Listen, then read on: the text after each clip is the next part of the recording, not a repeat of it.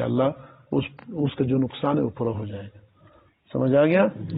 اس لیے ہر جگہ میں اس کا خیال رکھے. فرائض میں تو کسی قسم کی گڑبڑ نہ کریں.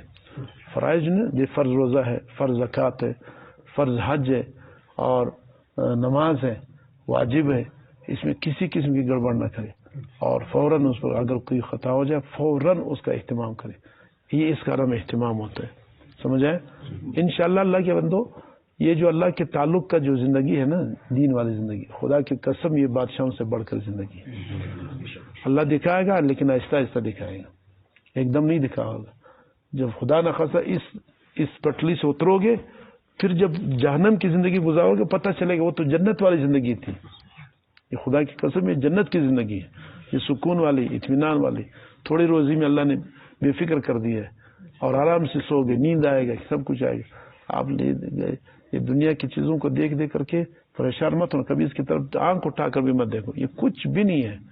جس کے دل میں دین ہے وہ سب کچھ اللہ نے دیا ہے. جس کے دل میں دین ہی نہیں ہے، ذکر نہیں، اللہ کا کیا نہیں، تو کچھ بھی نہیں ہے. وہ سارے گند ہے، گند. سمجھ آئے؟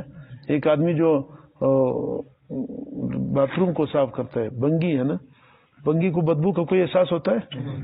اور آپ بدبو میں نہیں ہے نا. آپ جب اگر وہ آپ کے قریب سے گزر جاتا ہے آپ کو بدبو محسوس ہوتا ہے کہ نہیں؟ اور وہ ہر وقت کام کرتے اس کو محسوس نہیں ہوتا. اس طرح زندگی کا فرق ہوتا ہے. جب ہم ادھر گند میں جائیں گے تو ہمیں بھی اس کا احساس نہیں ہوگا. جب ایک آدمی پاکی کے اندر ہو، صفائی کے اندر ہو، وہ ادھر سے کوئی بنگی گزرتا ہے. یہ آپ نے کبھی دیکھا ہوگا نا، گندگی کا جو ٹرالا گزرتا ہے نا، پورا کیا لوگوں کو کیا، وہ جو چلانے والا ہے اس کو کوئی احساس نہیں ہوتا ہے. اور وہ ادھر سے گزر کے آپ کو ہو یار کتنا خراب ٹرالا گزر گیا. گناہ اس طرح ہے. جو گناہ کا جو ماحول ہے وہ اس طرح، جو انسان ادھر اندر ہوتا ہے اس کو احساس نہیں ہوتا ہے. جب باہر آتا ہے، صفائی کریں گے، آپ نماز پڑھیں گے، جو ایک معمولی گناہ سے آپ کو احساس ہو جاتا ہے.